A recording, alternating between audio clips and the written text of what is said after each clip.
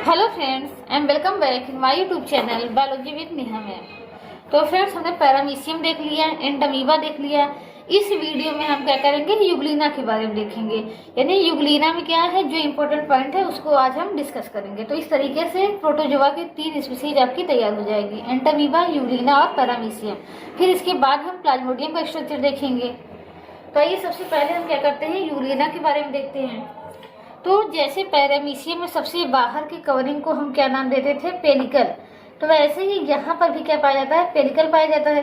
Pellicle के अंदर क्या होगा, साइटोप्लाज्म होगा, और साइटोप्लाज्म भी क्या होगा, 2 भागों में बटा होगा।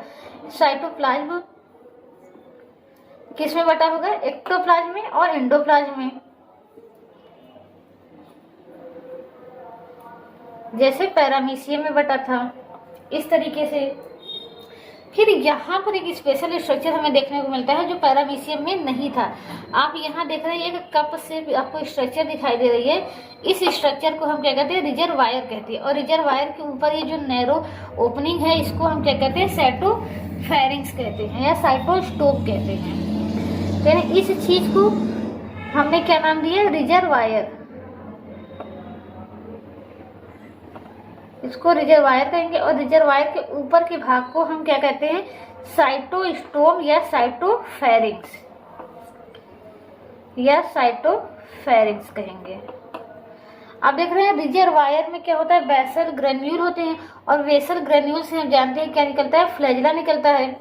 तो यहाँ पर आप देख रहे हैं कि एक बड़ा फ्लैजिला होता है जिसको लार्जर फ्लैजिला कहते हैं, और एक छोटा फ्लैजिला होता है जिसको शॉर्टर कहते हैं। तो फ्लैजिला क्या होंगे, 2 होंगे।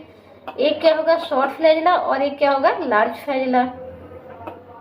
तो इस तरीके से इसमें मूवमेंट के लिए क्या होते हैं, फ्लैजिला पाए जाते हैं। फ्लैजिला कितने होते हैं, 2 होते हैं।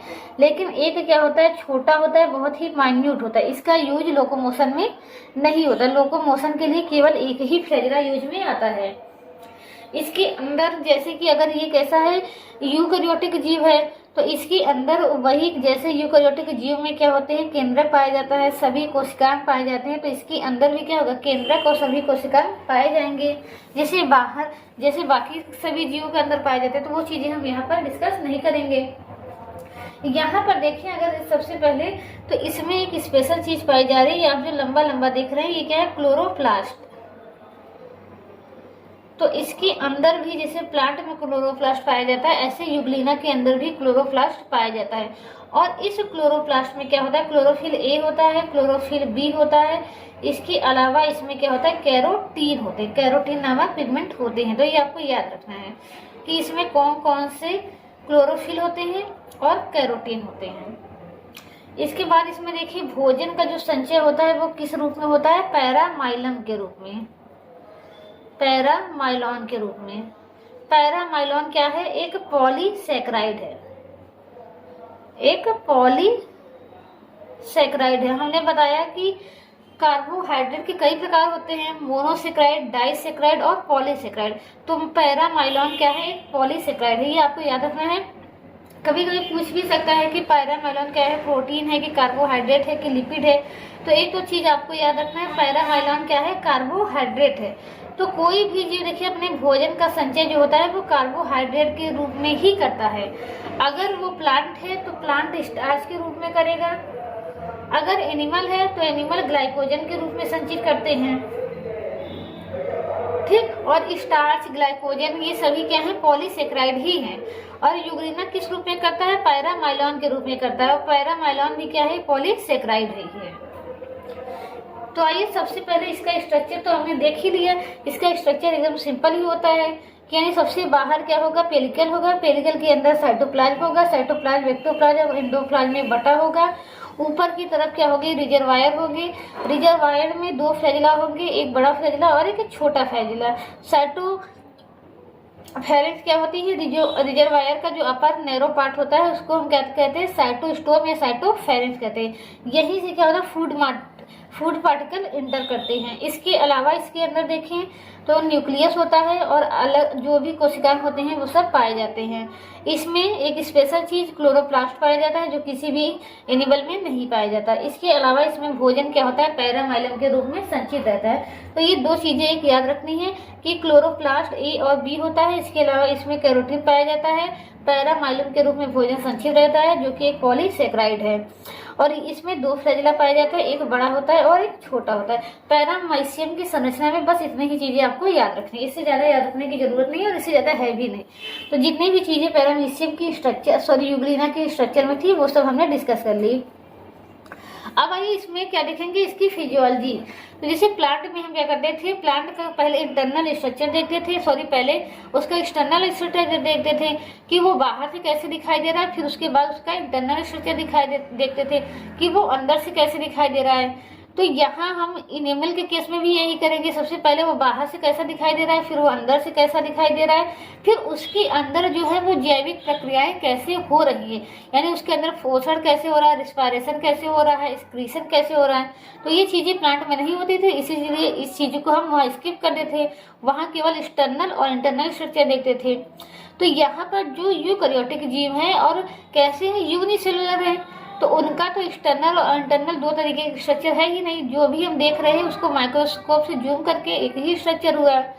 लेकिन जैसे जैसे बड़े जीवों में जाएंगे, बड़े जीव क्या करते रहेंगे, मल्टी सेलुलर होते जाएंगे, तो बाहर से एक बार उनका स्ट्रक्चर देखा जाएगा, फिर हर एक अंग का उनका टीएस काट के या उसका इंटरनल स्ट्रक्चर का अध्ययन किया जाएगा। तो ये किसमें, प्रोटोजोआ में नहीं किया जाएगा। प्रोटोजोआ में केवल एक ही स्ट्रक्चर होता है जो इंटरनल और एक्सटर्नल में बटा नहीं होता।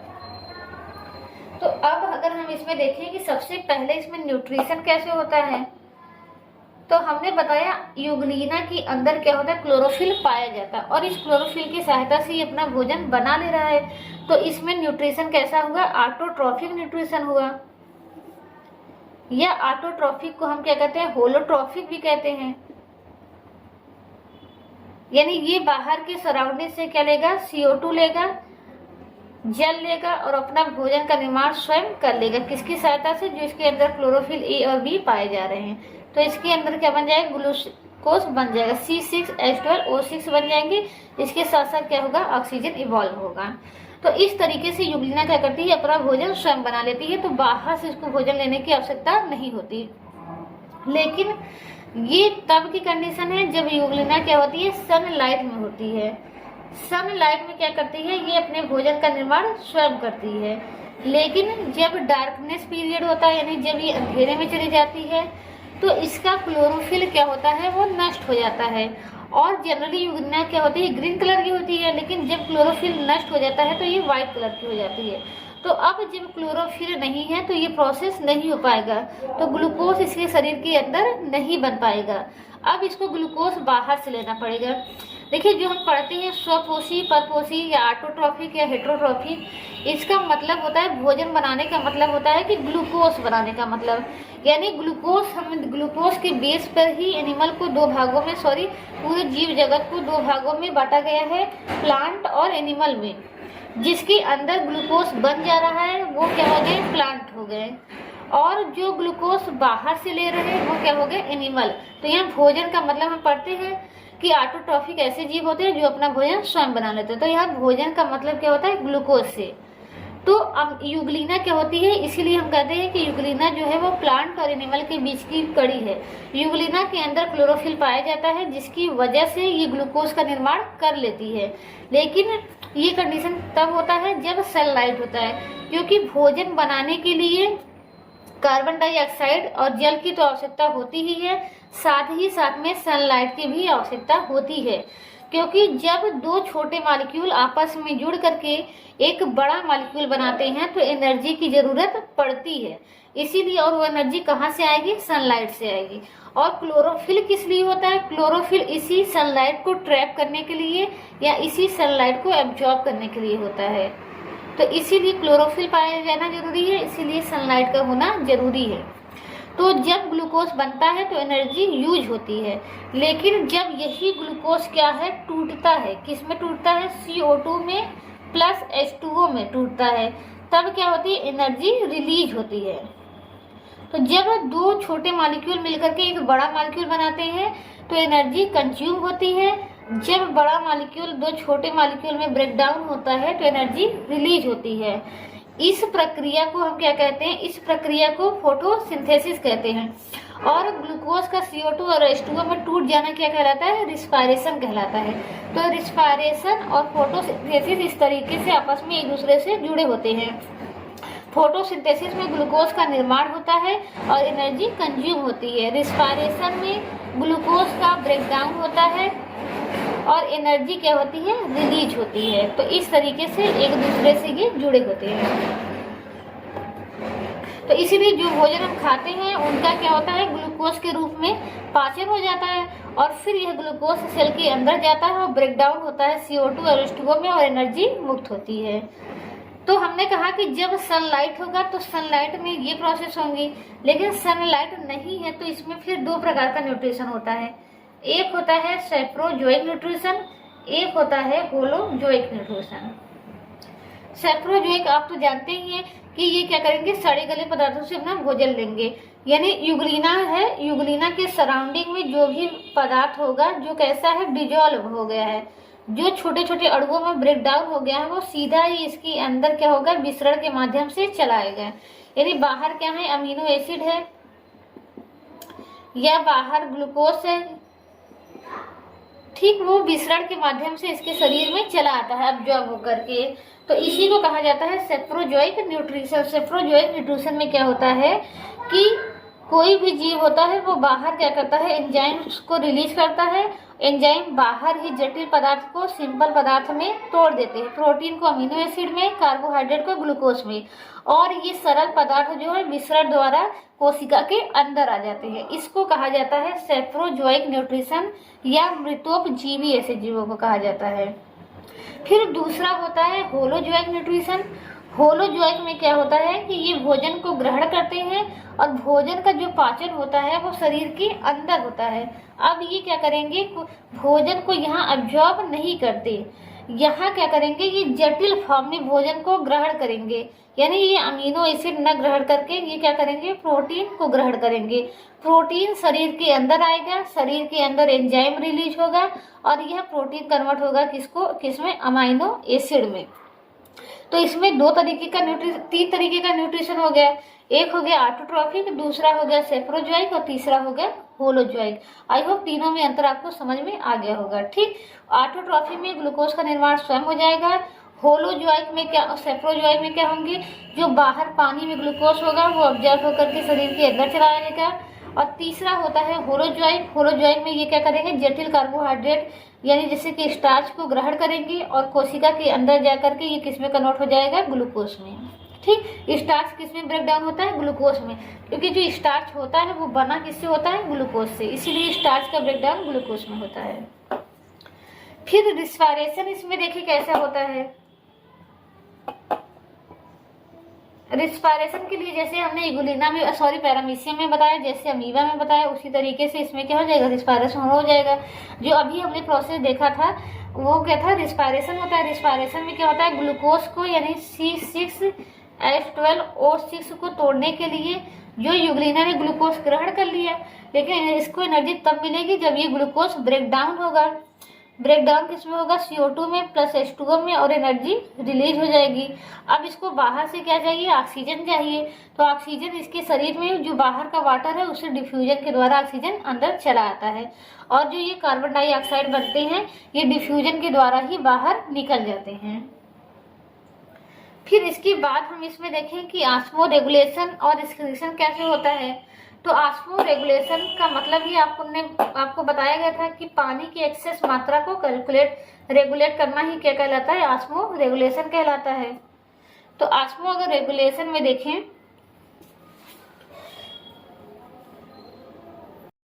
तो ऑस्मो रेगुलेशन के लिए क्या होगा कि इसमें भी वही कंट्रैक्टाइल वैक्यूल पाया जाएगा, कंट्रैक्टाइल वैक्यूल पाया जाएगा, और कंट्रैक्टाइल वैक्यूल के द्वारा ये क्या होगा, ऑस्मो रेगुलेशन हो जाएगा।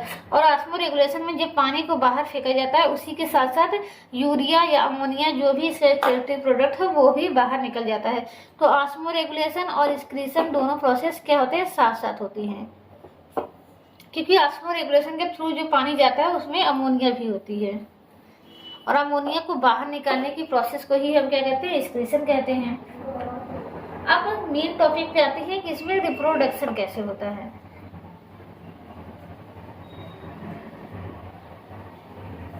रिप्रोडक्शन तो पैरामीशियम में हमने देखा था बाइनरी फिजन हो रहा था, लेकिन वहां पर जो बाइनरी फिजन होता है वो कैसा होता है, ट्रांसवर्स होता है। और यहाँ पर जो बाइनरी फिजन होगा यूग्लिना में वो कैसा होगा, लॉन्गिट्यूडिनल होगा, लॉन्गिट्यूडिनल बाइनरी फिजन होगा। बाइनरी फिजन मतलब दो भागों में बंटना, ठीक। यानी इस तरीके से ये क्या है, यूग्लिना है, ये इस तरीके से लंबाई में क्या होगी, दो भागों में बढ़ जाएगी। यहाँ पर एक नया रिजर्वायर बन जाता है, एक नया रिजर्वायर यहाँ बन जाता है, दो न्यूक्लियस इस तरीके से बन जाते हैं और एक यूग्लिना से क्या होता है, दो यूग्लिना का निर्माण हो जाता है। इसके अलावा इसमें क्या होती है, एक पाल्मेला स्टेज पाई जाती है। पाल्मेला स्टेज में क्या होता है कि यूग्लिना जो होती हैं वो डिवाइड होती हैं और डिवाइड होने के बाद अपना फ्लैजिला क्या कर देती है, लूज कर देती हैं। एक अमीबा एक यूग्लिना है, इस तरीके से एक यूग्लिना से क्या बनेंगी, दो यूग्लिना बनेंगी, ये आपस में क्या होंगी, जुड़ी रहेंगी और इनके बाहर क्या हो जाएगी, एक म्यूसिलेज की बनी एक कवरिंग आ जाती है। म्यूसिलेज क्या होता है, चिपचिपा पदार्थ होता है। इस तरीके से एक म्यूसिलेज की कवरिंग रहेगी और उस कवरिंग में कई क्या बन जाएंगे, यूग्लिना बन जाएगा और इस यूग्लिना के अंदर क्या होगा, फ्लैजिला नहीं होगा।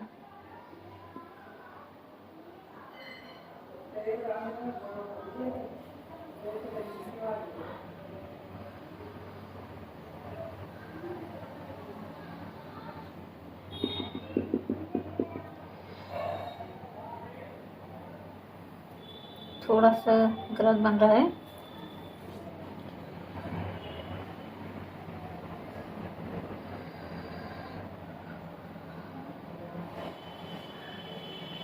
ठीक। ये दोनों आपस में क्या रहेंगे, जुड़े रहेंगे इस तरीके से। तो इस तरीके से क्या बन जाते हैं, ढेर सारे यूग्लिना बन जाते हैं और ये यूग्लिना क्या होते हैं, आपस में दो दो के ग्रुप में होते हैं। तो इस कंडीशन को ही हम क्या कहते हैं, पाल्मेला स्टेज कहते हैं। यानी जब ढेर सारे यूग्लिना क्या होते हैं, आपस में म्यूसिलेजिनस कवरिंग के द्वारा ढके होते हैं, तो इस स्टेज को ही हम क्या कहते हैं, पाल्मेला स्टेज कहते हैं। पाल्मेला स्टेज, तो पाल्मेला स्टेज अगर ऑप्शन दे दे किस में पाया जाता है, तो ये पाल्मेला स्टेज जो है यूग्लिना में पाया जाता है। तो इस तरीके से यूग्लिना में आपको इतनी ही चीजें देखनी है। तो यूग्लिना में रिप्रोडक्शन किसके द्वारा होता है, मेनली बाइनरी फिजन के द्वारा होता है। बाइनरी फिजन से एक पैरामीशियम एक यूग्लिना दो यूग्लिना में कन्वर्ट हो जाती है। और कभी कभी क्या होता है, इसमें पाल्मेला स्टेज का निर्माण होता है, यानी यूग्लिना एक से डिवाइड होकर के दो होती हैं, फिर दो से चार होती हैं, चार से आठ होती हैं और ये सभी क्या होती है, एक कवरिंग द्वारा, म्यूसिलेज की कवरिंग द्वारा कवर रहती है। तब इस स्टेज को हम क्या कहते हैं, पाल्मेला स्टेज कहते हैं। बाद में क्या होगा कि इनके अंदर क्या होगा, फ्लैजिला का निर्माण हो जाएगा और ये क्या होगी, इस म्यूसिलेजिनस कवरिंग से बाहर आ जाएंगी। तो अब एक चीज इसमें ये हम देख लेते हैं कि यूग्लिना को हम जानते हैं कि एनिमल और प्लांट के बीच की कड़ी कहा जाता है।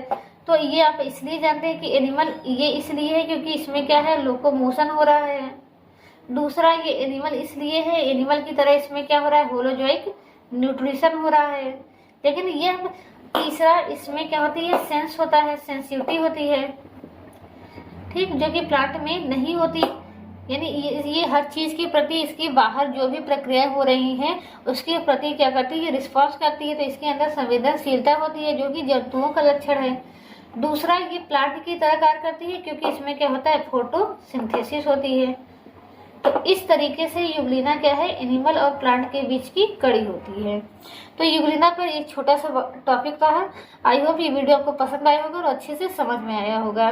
तो नेक्स्ट वीडियो में हम क्या करेंगे, नेक्स्ट वीडियो में प्लाज्मोडियम के बारे में देखेंगे। तो अगर प्लीज पसंद आया हो तो प्लीज वीडियो को लाइक कीजिए और चैनल को सब्सक्राइब कीजिए। Thank you so much.